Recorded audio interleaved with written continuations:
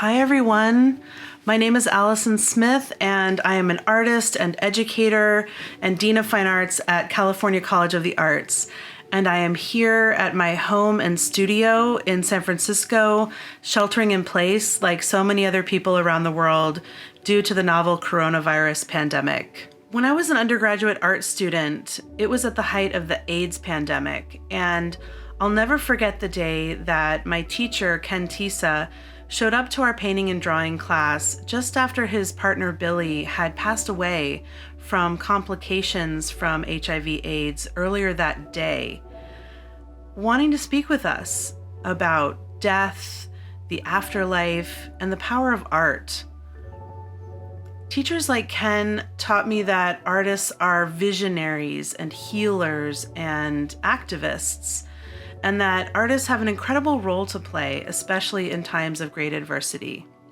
Teachers like Ken inspired me to become an educator myself, and I'll never forget in the days just after the September 11th, 2001 terrorist attacks in New York, how I, as a young adjunct professor, showed up for my students, wanting to speak with them about their own collective and individual responses to events at such a momentous scale. So I wanted to share with you some things from my personal library that have really inspired me over the years, in my practice and in my teaching, so that we might begin to think about what it means to be making art in times of COVID-19 and social distancing.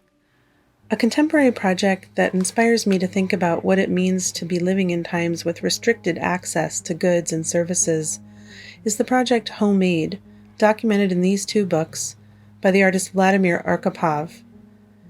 In this project, objects made by ordinary Russians inspired by a lack of immediate access to manufactured goods during the collapse of the Soviet Union are collected and featured with stories by the makers about how the objects came about, their functions, and the materials used to create them. The archive includes hundreds of objects created with often idiosyncratic functional qualities made for both inside and outside the home. For example, this object by Andrei Drozdov includes the following description. I was at the dacha in the village. There aren't any shops there. The nearest shop is in the next village. There was nothing there except what people brought with them, mostly food, and I think that was rationed too. Remember, there was nothing at all then. Everything had just suddenly disappeared. It was called Perestroika. Anyway, there wasn't any point in making an extra trip to the shop. So when we needed a ballpoint pen, I went and made one. I had the inside of a pen, but the cover, the pen itself, was broken. I must have broken it in my bag by accident when we were driving to the village. I found a twig, I think it was lime, and dug the pith out of it. It's soft in lime twigs. I lacquered it with nail polish that I got from Marinka and added this decorative stripe. Archipov's project is filled with objects that are practical, like this thread spooler, innovative, like these aerial antennas, conceptual, like this street cleaner's shovel made using a street cleaning sign, and delightful, like these everyday things made into playthings or playthings made into everyday useful things. A bubble wand, a basket, a toy locomotive, and a caterpillar. I have lots of books in my library that inspire me to think about what it means to be making art in wartime. Although written about by very few people, one of my favorite subjects is the subject of trench art. Trench art is a term derived from the trench warfare of World War I. But it's really a term that can be used for any object made in the context of armed conflict or its consequences. Three primary forms of trench art include, first, objects that are made by soldiers on the battlefield itself, or at a slight remove in the downtimes, using whatever is at hand, including expended bombshells, shrapnel, and other detritus, as well as personalizing their military-issued gear. Second, objects that are made by soldiers who are recovering from wounds in military hospitals.